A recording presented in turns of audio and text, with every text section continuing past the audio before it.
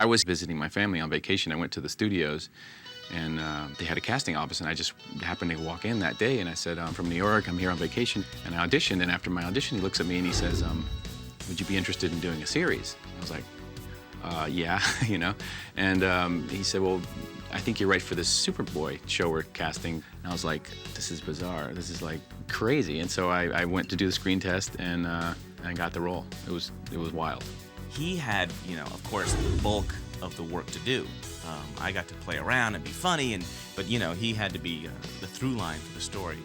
You know, he knew his character, and he was a hero the whole way. And I remember also that my hair has a Superman curl right in the middle of my forehead, and he doesn't. So he had to like get it permed or something, and constantly they were working on that curl. And for me, you know, I was standing right next to him, and they were constantly drawing out the curl and trying to cut it or, you know, stretch it out any way they could. Well, John brought a lot to the Superboy character. I thought he was a really wonderful Superboy. We did like each other. I mean, we had chemistry from the beginning, and I think that helped out with the love interest of Superboy and Lana Lang throughout that first season. I feel like this is my problem, okay? Nobody in this group has a monopoly on problems. Share and share alike, remember? We met Stacy in a casting session, and it was like I said, that's it. She's Lana Lang. Stacy was just magical. When I first met her, she was such a beautiful young girl, but also, too, there was a really inner beauty in this young lady and a real wealth of desire to do great work. We had a scene at one point, and the camera started with her, and you know, I was off stage feeding her lines, and then we turned the camera around, and it was on me, and I'm acting with her, and she is giving it 100%. She, in fact, is crying behind the camera, and I was like, Stacy, you're working harder behind the camera than you do in front of it. I remember going up there and auditioning for Elia, and that was it. And then I got a call saying they want to test you, but with other Superboys. So I thought I was just being used for the actress for the Superboy characters. And found out that they didn't cast any of the Superboy characters, that they cast me, and they had to go out looking for the new Superboy. So I was very excited about that. So who's buying lunch today? Well, that depends. If you eat your usual quota, we're gonna run out of money. There is a woman starving here, and you're making a joke? Well, give me a break. I'm just kind of warming up. Well, T.J. White was new to the whole Superboy family because he basically is a Jimmy Olsen character. They wanted a photographer who can get a lot of trouble all the time, and Superboy would have to save him. But Jimmy Olsen, of course, is, you know, 10, 15, 20 years younger than Superman, so it wouldn't make sense to have a little 8-year-old boy that Superboy keeps saving. So they had to come up with a new character. He's like my roommate, my best friend, and he's the comic relief on the show. We'd always be a team, and we'd go out and stir trouble up, and trouble would stir us up, and we had a lot of fun. He was the one character that helped to validate Superboy. He's the one kid that believed in this and understood, maybe not always understanding about the Clark Kent sensibility, of course, in that disguise, but also, too, he was the one that if Clark could fool him, then he could fool other people, and so you had to believe that. I believe originally when I first auditioned, either I had dyslexia or it used to be called J.T. White, because I told all my friends, this is part J.T. White, and he's Perry White's son, and, you know, it's a whole new thing. And then I showed up on the set, and it was T.J., and nobody knew what T.J. stood for, so I made up Terrence Jenkins White, that he could be Terry White, like Perry White. And then I saw that it was in the comic strip, because I guess they incorporated the character into the strip later, and they said Terry Jenkins White. It's me! Scott Wells was Lex Luthor. He was a character. Scott would really get into Lex Luthor. I mean, to the point where we'd be like, is that Scott or is that Lex Luthor? And we couldn't figure out the difference between them because he would be so into character sometimes. And he was a trip. Scott was really intense and really great. I thought he was really good Lex Luthor. Keep your clammy hands off, okay? Leo, she's going to regret that. Nobody talks to the president of the senior class that way.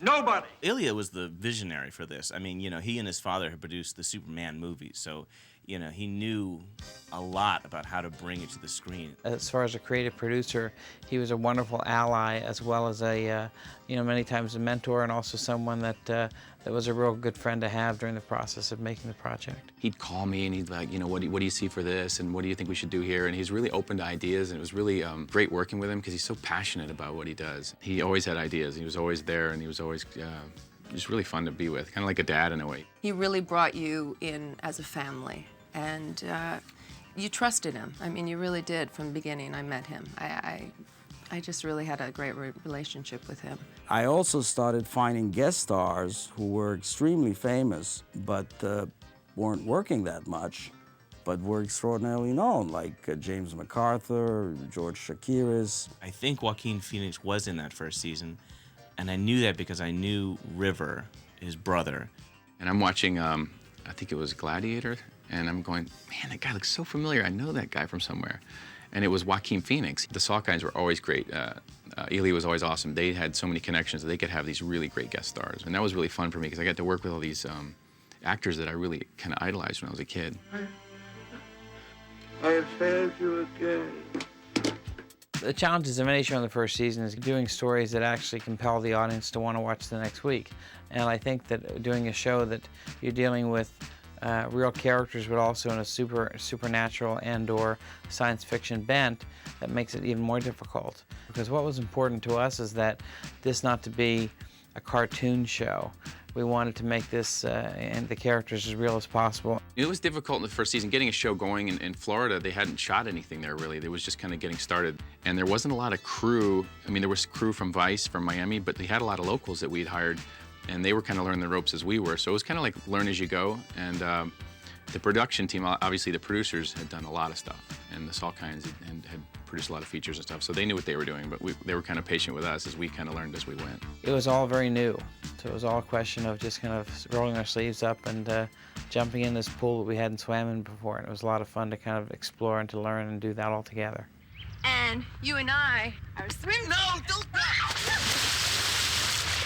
Shooting in Florida was really hot and really humid, and the costume is, you know, you're in spandex when I'm playing Superboy, and the cape is wool, and not only that, I'm like outside, you know, and you're waiting for shots, and you're like, you can't sweat. Any sweat, it shows as this kind of dark discoloration on the costume. Then they had to have hair dryers out, and they have to swap the tops. I mean, it's just this whole thing. And of course, you know, the more humid it is, the curlier my hair would get, and I'd get that Superman curl again. It would always rain at like 3 o'clock. You just knew thunderstorms would come from nowhere, and it would just rain. So we were out in the swamp somewhere, and we were filming, and I'd gone, you know, far away from the set, and Barry calls. He's like, Jim, come here, come here.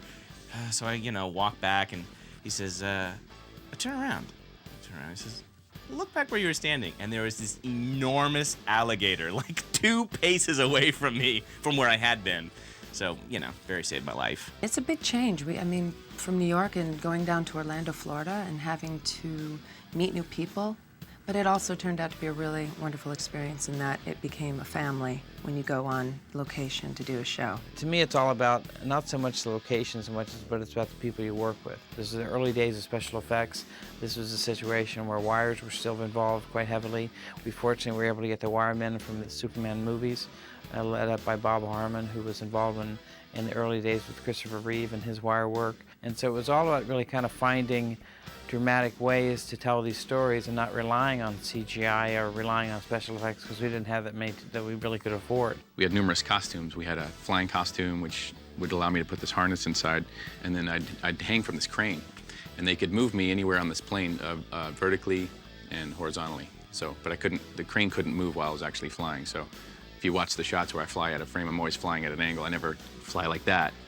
I just thought, oh, poor John. This is horrible. It hurts. You know, you have to hold yourself so erect to stay up, and he had to do it every week. I just thought, oh, thank goodness, I only did it once. And at one point, they say, you know, James, we're going to put you in the harness, and we're going to just inch you up just a little bit above the camera, and then we'll just drop you a little bit, and, you know, we'll see your face. Like that. I said, oh, okay, great, fine. I'm up there thinking, how does one act like you've been falling? And they let go, and I went, ah! Like this, screaming to the camera, and there's our cameraman below me, and suddenly it stops me, but the upper part of my body, you know, wasn't being harnessed, and so I kept going, you know, and my hair just flicked the frame, and I stopped within a millimeter. So somewhere there's a shot of me screaming to the camera, and it's real. It was hard. I mean, to keep yourself balanced. I remember our first flight that we took off on him here. I'm thinking I'm going to be great, and I think I went flopped right over. So I have to give him respect, or anybody who works on those wires. It's a tough job. And the flying was fantastic because we had the same guys, and on television we could do more effects than on the movies. So if you really look at the special effects of the first episode on, really, even at the beginning, we had stuff that was pretty mind-boggling. I even looked at some the other day, and I said, Jesus, how do we do this? Superboy, we could use your help. Superman has such a fan base, and there's so many people just follow that franchise, and they love the characters, they relate to Superman. Everybody relates to Superman. There's a kitsch value to the first season. It's sweet, it's innocent, it's like the comic books. I think that was the one thing they really, really tried to keep. What is great in television is that, you know, we were coming up with crazy stuff because you can do anything you want. I mean, that's what's so fantastic about comic books, and really, there is no limit. You can explore.